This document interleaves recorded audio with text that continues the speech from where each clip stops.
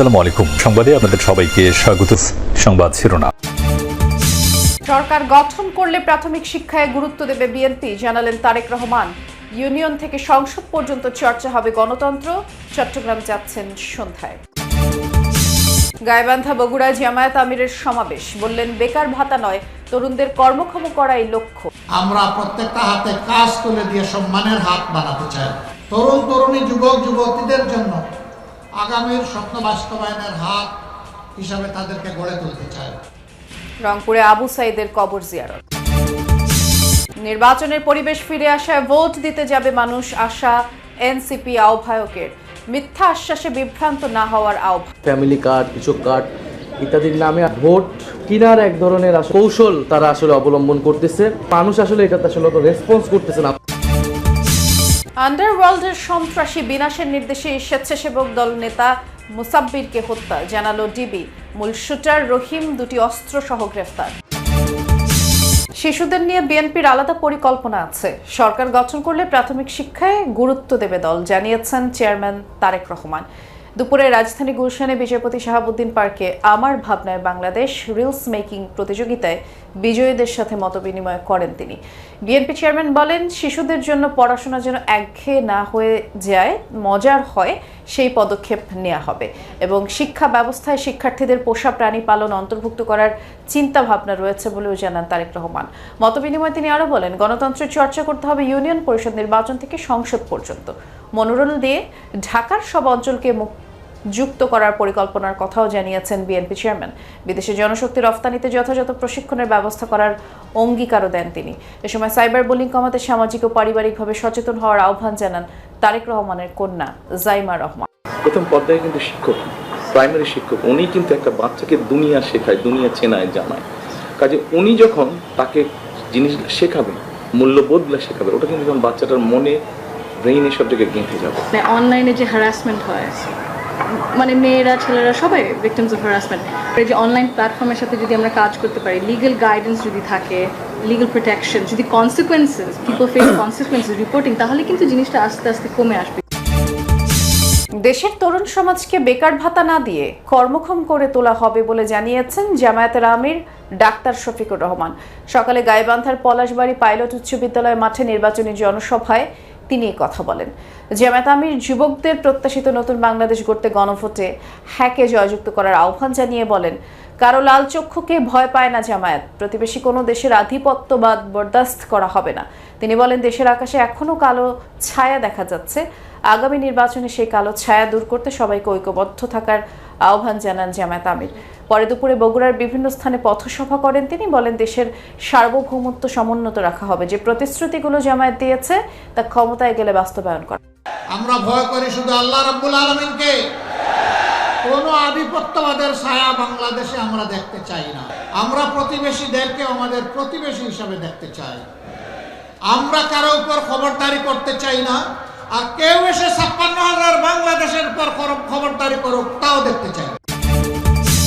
এর আগে সকালে রংপুরের পীরগঞ্জের বাবুনপুরে শহীদ আবু সাইদের কবর জিয়ারত এবং তার পরিবারের সাথে দেখা করেন জামায়াত আমির। বলেন, তার দল ক্ষমতায় গেলে আবু সাইদ সহ জুলাই বিপ্লবের সময় সংগঠিত সকল হত্যাকাণ্ডের বিচার সবার আগে করা হবে।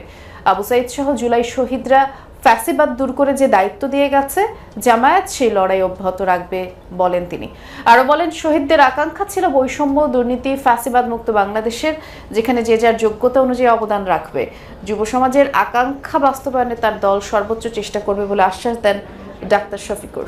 যে বাংলাদেশে সকল ধর্ম বর্ণের মানুষ মিলেমিশে শান্তিতে বসবাস করবে এবং যার যার যোগ্যতা অনুযায়ী, দক্ষতা অনুযায়ী জাতি গঠনে, উন্নয়নে অবদান রাখবে, এখানে কোনো ধরনের বৈষম্য হবে না। এর জন্য তারা রাস্তায় নেমে স্লোগান দিয়েছিল, উই ওয়ান্ট জাস্টিস। আমরা চাই ন্যায় বিচার, আমরা সেই ন্যায় বিচার প্রতিষ্ঠায় প্রতিজ্ঞাবদ্ধ। দীর্ঘ ১৬ বছর পর নির্বাচনের পরিবেশ তৈরি হয়েছে, তাই মানুষ যেন নির্বিঘ্নে ভোট দিতে পারে সেই প্রত্যাশা করেছেন 10 দলীয় জোট মনোনীত ঢাকা 11 আসনের প্রার্থী নাহিদ ইসলাম। সকালে রাজধানীর ভাটারা এলাকায় গণসংযোগ শুরুর আগে নাহিদ দাবি করেন, প্রচারণায় আচরণবিধি লঙ্ঘন করেছে একটি দল, ফ্যামিলি কার্ডের মাধ্যমে ভোট কেনার কৌশল অবলম্বন করা হচ্ছে এমন আশ্বাস দেওয়া হচ্ছে যা বাস্তবায়িত হওয়ার সম্ভাবনা নেই। এসব আশ্বাসে জনগণকে বিভ্রান্ত না হওয়ার আহ্বান জানান এনসিপির আহ্বায়ক।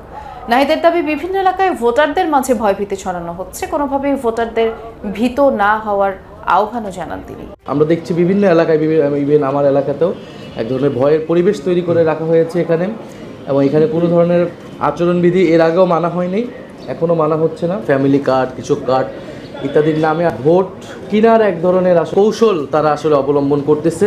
মানুষ আসলে এটাতে আসলে রেসপন্স করতেছে না। রাজনৈতিক নয়, কারওয়ান বাজারের চাঁদাবাজি আর দখল বাণিজ্যের নিয়ন্ত্রণ নিয়ে দ্বন্দ্বের কারণেই খুন হয়েছেন স্বেচ্ছাসেবক দলের নেতা মুসাব্বির। হত্যার নির্দেশ দেন আন্ডারওয়ার্ল্ডের সন্ত্রাসী দিলীপ ওরফে বিনাশ দাদা।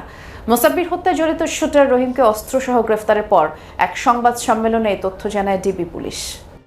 গত 7 জানুয়ারি রাজধানীর তেজগাঁওয়ের তেজতুরি বাজার এলাকায় গুলি করে হত্যা করা হয় স্বেচ্ছাসেবক দলের নেতা মুসাব্বিরকে।